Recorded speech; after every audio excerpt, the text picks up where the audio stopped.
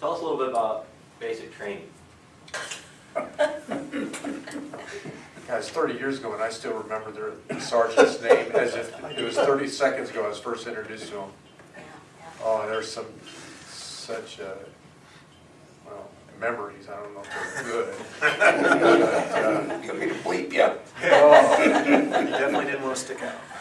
what a transition in life to go from small town America and car and job, and then all of a sudden, whoa, this is a difference. So yeah, I remember it as if it happened just yesterday, and I don't know. I went in '84. I don't know when you guys all went. Probably Kurt, you were a little after me. 88 for me.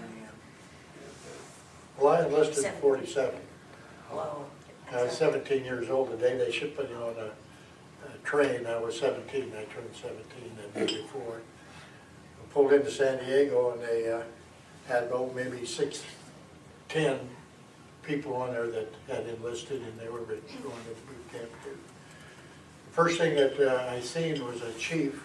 Of course, I knew what a chief was and that from my brother-in-law, but he was standing out there and on the platform of the train, and I walked, of course, again there. I was in wonderment for the oceans and all the ships out there and stuff like that.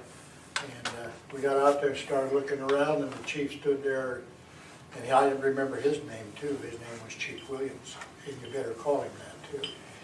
And sir, when you was in boot camp. So he got us all together on a van, and we went into boot camp, and we were in the barracks, and we took all our civilian clothes and put them in a box. All of our civilian clothes and put them in a box. And they gave us all this military, and our shorts were above the knees and everything. And complain about that, you just got bigger ones. So, we got all the stuff ready to go home, and he was standing in the middle of the whole company that was in the barracks, and he says, "From now on, it's sir, and you don't call me chief. I'm not chief, I'm sir." And I heard that, but it didn't sink in. So I run right up to him not 5 minutes later and says, "Hey, chief." No. So, needless to say, for the rest of the week there, I had 12 to 4 watch every night. But as a whole, in boot camp, we learned how to march, and march in step, and different steps and whatnot. We marched in, as a rule, you just learned to take orders. And when they gave orders, they meant them. It wasn't like Mother to give you an order and you run down the road or someplace else and you get back and they get a little bit of a pinch. But nothing like that. But we had kids in there that were, they didn't like it, they were scared, and I know we had 2 of them in our company that was in there in boot camp, and they were took off the roof of the barracks next door to us, and they were howling at the moon, and howling and screaming, and there was 2 of them together, and they wanted out and they got out. It was one of those things that they wouldn't any good to the Navy or to anybody else, I guess. And then when they got out on the street and got their discharge course, they were back to normal. That's kind of funny when you talked about that. Air Force, when I was in '84, that's another reason, our basic training I think was easier than most everybody's basic training, especially in '88 when I went in. Ours was only 6 weeks long. And I mean, it was the same thing. I mean, Sergeant Vargas, I remember him this today. He was about this tall Puerto Rican guy, and he was something else, young guy. Of course, I, being 18, 19 years old when I went in. But the guys that didn't want in and washed out, as we called them, and we, after our 6 weeks, graduated.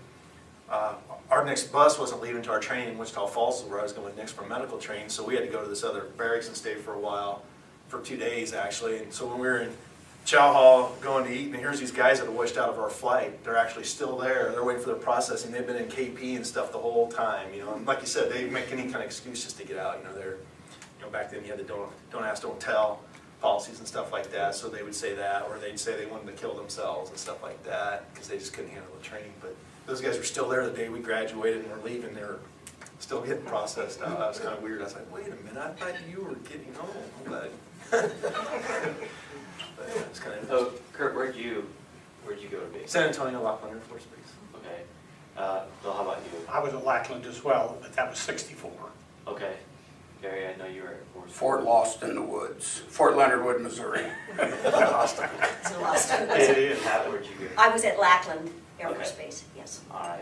A different section, annex for officers as opposed to the regular Sure. part of the base. Yeah. Okay. Where were you? San Diego. India. Okay. And then Fort Leonard Wood. Okay. Yep. All right.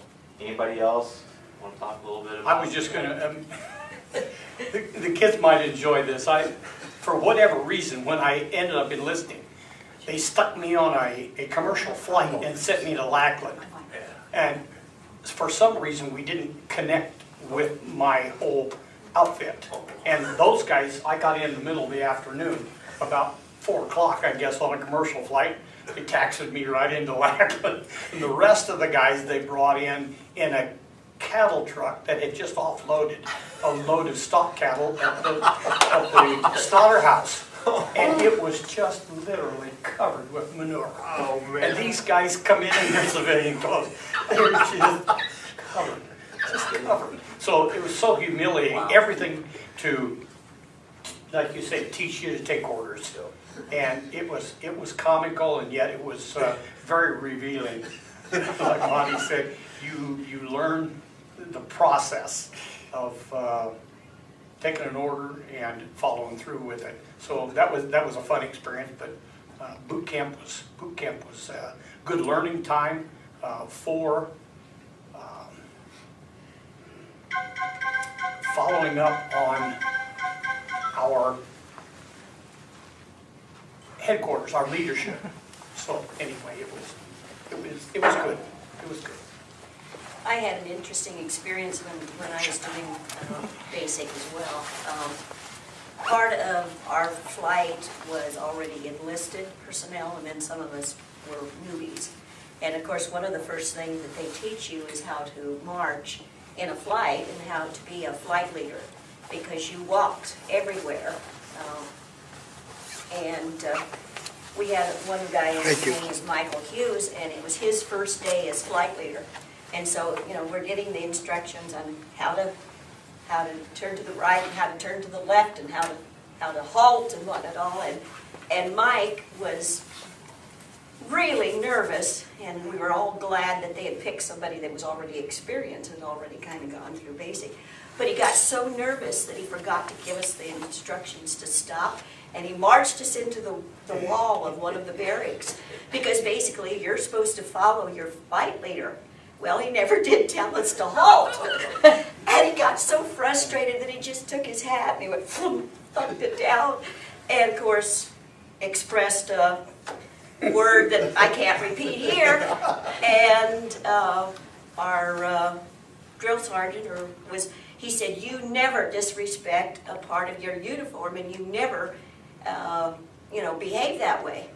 And then he turned to the rest of us and he said, "Good thing you guys stopped when you hit the brick wall." We all laughed, but that was one of the things. I was in Texas, of course, in July, and it was hot. And we walked everywhere from 5:30 in the morning till 8 o'clock at night. And all of us, had the responsibility of getting our flight to class, back to class, to the mess hall and everything. And I wasn't flight leader for the day, but there was one particular instance when we had to be at the mess hall. And when they say between 11:57 and 12 o'clock, that's your time that you have to be. And if you're late, your flight doesn't get to eat. It's your responsibility to get them there. And so we were marching down the sidewalk, and we got to the cement area of the mess hall. Of course, you're filing in where you're supposed to be, and a little bit to the right of where our flight was to park ourselves, there was a rattlesnake. And we're all, you're not supposed to break rank or anything. You're supposed to just do what you are told. And thank goodness our flight leader halted us, and we stopped outside, and he kind of out of the area, and he very much in the leadership form walked up to the various guards that were part of the mess hall and informed me of them of the rattlesnake. And basically he, got complimented for being able to handle the situation and not to put us in danger.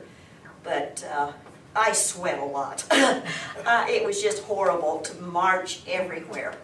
And again, when you're on the parade grounds or wherever you are, regardless of how hot it is, how you are not supposed to, break rank unless you, and we had people on a Saturday morning just faint, just keel over.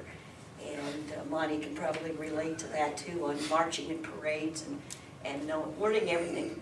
My roommate was the squadron leader, and she had such a time remembering what was her right hand and where was her left hand and was saluting. So they gave her a rock to put in her left hand to keep her arm down.